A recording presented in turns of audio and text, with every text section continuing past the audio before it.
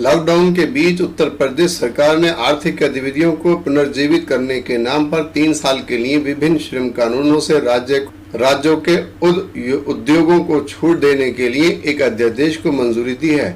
हालांकि राष्ट्रपति रामनाथ कोविंद की मंजूरी के बाद ही ये कानून बन पाएगा। मुख्यमंत्री आदित्यनाथ की अध्यक्षता में बीते बुधवार को हुई कैबिनेट की बैठक में अध्यादेश को मंजूरी देने का फैसला लिया गया। सरकार के एक प्रवक्ता ने कहा कि विभिन्न व्यवसायों और उद्योगों को पुनर्जीवित करने के और बढ़ावा देने के उद्देश्य से ये कदम उठाया गया है, क्योंकि देशव्यापी लॉकडाउन के कारण इन पर काफी प्रभाव पड़ा है। चूँकि भारत के संविधान के तहत श्रम संबंधी सूची कॉन्ट्रैक्ट लिस्ट का विषय है, इसलिए राज्य को कानून बनाने से पहले केंद्र की मंजूरी लेनी पड़ती है। प्रवक्ता ने कहा कि औद्योगिक और आर्थिक गतिविधियों को गति देने और मौजूदा उद्योग को पटरी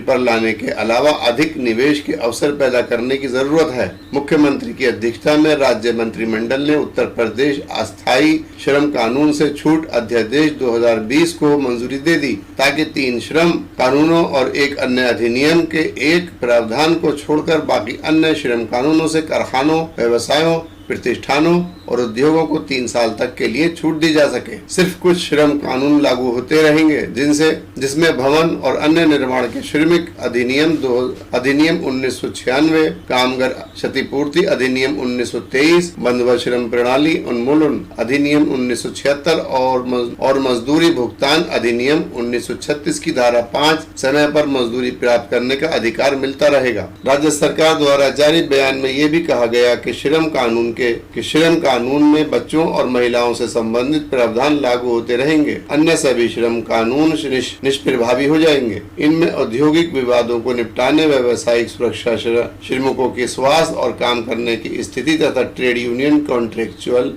वर्क और प्रवासी मजदूरों से संबंधित कानून शामिल हैं। ये मौजूदा व्यवसायों और राज्यों में स्थापित होने वाले नए कारखानों दोनों पर लागू होगा। उत्तर प्रदेश के अलावा मध्य प्रदेश सरकार ने भी कुछ इसी तरह के उद्योगों को श्रम कानून से छूट देने की योजना बनाई है। मध्य प्रदेश के मुख्यमंत्री शिवराज सिंह चौहान ने बीते गुरुवार को एक प्रेस कॉन्फ्रेंस आयोजित कर घोषणा की कि किस तरह राज्य सरकार नई विनिर्माण इकाइयों को अगले 1000 दिनों यानी 2.5 साल तक के लिए कारखाना अधिनियम 1948 से कुछ प्रावधानों से छूट देगी। मध्य प्रदेश में कानून में बदलाव, जिसके सरकार की मंजूरी की जरूरत है, से सुरक्षा और स्वास्थ्य मानदंडों का पालन किए बिना आर्थिक कारखानों को संचालन करने की अनुमति मिल जाएगी और नई कंपनियों को अपनी सुविधा के अनुसार श्रमिकों को काम पर रखने की छूट मिल जाएगी।